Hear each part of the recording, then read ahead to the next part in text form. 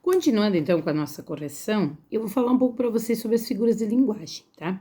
Aí eu coloquei lá na atividade da semana passada a definição, né? Então, as figuras de linguagem são recursos usados para realçar a mensagem, dar ênfase ao que se quer expressar.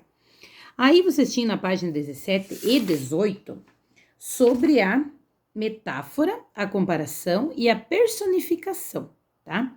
Então, a metáfora e a comparação, elas são praticamente iguais, tá? A metáfora é uma comparação, tá? Só que a diferença com a comparação é que na comparação você vai usar os conectivos, as conjunções, assim como, tal como, são algumas expressões que levam a entender que está comparando. Por exemplo, ele come que nem um leão.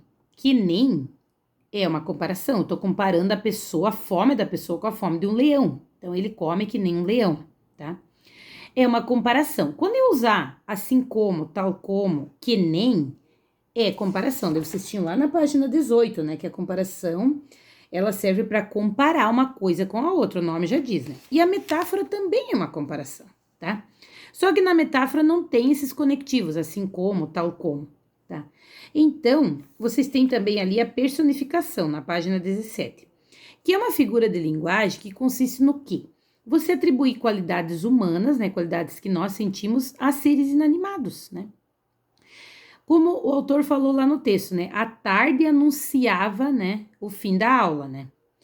Então, a tarde não anuncia nada, tá? Então, ele atribuiu uma qualidade que nós fazemos, nós podemos anunciar algo, né?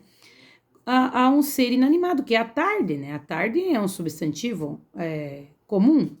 Ali na personificação diz assim, ó, figura de linguagem que consiste em atribuir ações, qualidades ou sentimentos humanos a seres inanimados, seres irracionais, ou elementos da natureza, tá? Então, para que possa se humanizar isso, para realçar o sentido, tá? Então, na página 17, vocês tinham que responder a número 3, A, B e C. Dizia assim, ó, explique as metáforas presentes nos enunciados a seguir. Minha escola foi meu primeiro nó para iniciar toda a costura entre meu tempo já vivido e o meu tempo ainda sonhado. Que bonita, né? Então tá comparando a vida da pessoa com uma costura, né? E a costura para ficar firme, para ficar boa, para permanecer, tem que fazer primeiro o nó, tá? Então, como que seria a resposta então? Explique essa metáfora. Então, essa metáfora, ela tem o sentido de que a escola foi o ponto de partida, né? Muito importante, consistente, né? Porque quando você inicia uma costura, você tem que primeiro fazer o nó. Então, no caso, na vida dele, a primeira coisa que deu o nó, o ponto de partida foi a escola, tá? Aí, na letra B, sua escrita era um desenho. Quer dizer o quê? A escrita era tão bela, tão bem feita, que se assemelhava a um desenho. Tá? Então, tá comparando, vejam que a metáfora, como ela é uma comparação, ela tá comparando a escrita da professora com um desenho bonito. Letra C, suas palavras eram navios que nos conduziam à deriva, para além dos oceanos, para outros horizontes, para fantasiados destinos. Que riqueza de linguagem ele utilizou, não é mesmo? Então, quando ele afirma que a professora, né, que as palavras dela eram como navios que conduziam para além dos oceanos, subentende-se que as palavras dela eram inspiradoras, tá?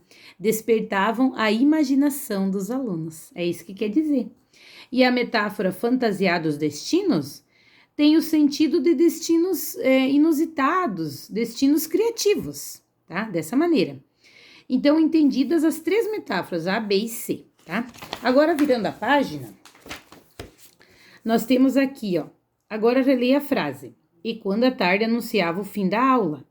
Sobre qual elemento está se falando nesse enunciado? Elemento tarde, né? A palavra tarde. Esse elemento é pessoa, sentimento, objeto ou elemento da natureza?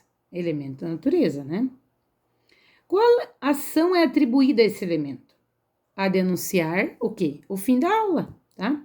Letra D. Essa ação sendo própria de um ser humano e tendo sido atribuída a um elemento da natureza, é um exemplo de personificação? Sim, nós já comentamos antes que sim.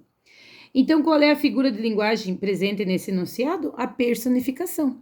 Ou um outro nome que nós damos para essa figura de linguagem é prosopopeia, tá? Aqui no livro de vocês veio como personificação, mas ela também é chamada de prosopopeia, tá? Então, nós vimos 3 figuras de linguagem: a metáfora, a comparação e a personificação, tá? A metáfora é uma comparação, tá? Comparou a letra da professora com um desenho, né? E a comparação, então, vai ter aqueles conectivos que nem, assim como, tal como, tá? Para daí comparar. Aqui tem a explicação para a comparação, ó. Figura de linguagem que se compara algum elemento com outro. E palavras ou expressões comparativas são empregadas, ó. Que palavras seriam? Como, parece, tal, tanto quanto, tá? Exemplo, e flutuou no ar como se fosse um príncipe, tá? Comparou a pessoa, assim, o momento com um príncipe, leve, flutuando, tá bom? Aí, vamos ver aqui a continuação da correção.